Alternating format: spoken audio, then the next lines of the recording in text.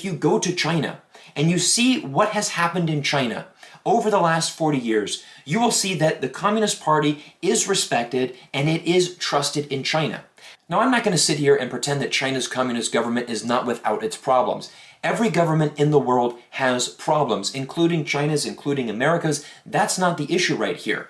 What we need to look at is we need to look at China from the lens of a Chinese person. Let me give you some valuable perspective. Let's imagine that you are a grandmother or a grandfather in China today. Now, you would have seen China in some of the darkest days in history. You would have lived through the Cultural Revolution. You would have lived through the Great Leap Forward, and you now see a much more prosperous China. Let's imagine that you're a mother or father, middle-aged and in China right now.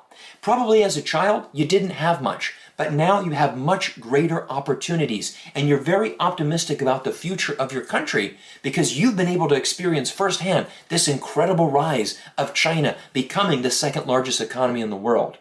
Now finally, let's imagine that you're a college student or even a young child, someone even younger, let's say below the age of 12. The only thing that you've experienced in China is a prosperous and rising China. So again, we have to stop looking at China from these American lenses. We have to stop saying, well, China doesn't have freedom of speech, therefore it can't be a legitimate government.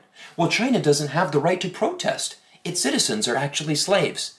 Stop looking at things from an American or Western point of view. Put yourself in the shoes of Chinese people. If you are that grandmother, that mother, that college student, that young child, and you look at China from that perspective, you will be able to see China and its government in a very different light. Now let's go back to that previous article that highlighted the many possibilities of the Sino-American relationship moving forward. And again, one of the options that the author listed here is mutual accommodation. Now, if you've been following this channel, you know very much that I am passionate both about the country of America and China. And definitely, mutual accommodation, learning to work together, mutual respect is what is needed between these two countries. The world is large enough for both the United States and China to win, and most importantly, if the two countries can learn to work together, this is how the world is going to move forward. But the biggest thing that we have to change for America, we have to get rid of this idea that we need to change China. Now, many of you who are watching this, you might be thinking, Cyrus, you're taking too much of a pro-China stance. You are not supporting America. You are not supporting your government. But let me just be really honest with you right now. Do you know how much it hurts to be an American citizen and to look at your country and to see it collapsing right in front of you right now? America has so many problems that we need to look at, but all we're focused on is trying to change China. But why do we want to change China? Because we want to be number one in the world. Let's just face the reality. China's population is 4 times that of America. China will inevitably become the world superpower. That's okay. We don't always have to be number one because China still respects America. China still wants to have a trade relationship with America. Chinese parents still want to send their kids to an American university. There are so many positive, things that are happening in America. It's not like America is going to collapse if we drop down to number 2. But the problem is that America's government and our way of life is declining tremendously right now. Look at the problems that are happening in America right now.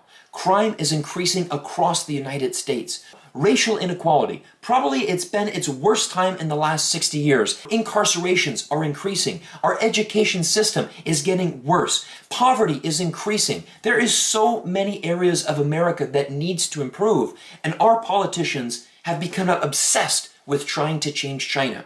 And it really hurts me right now as an American.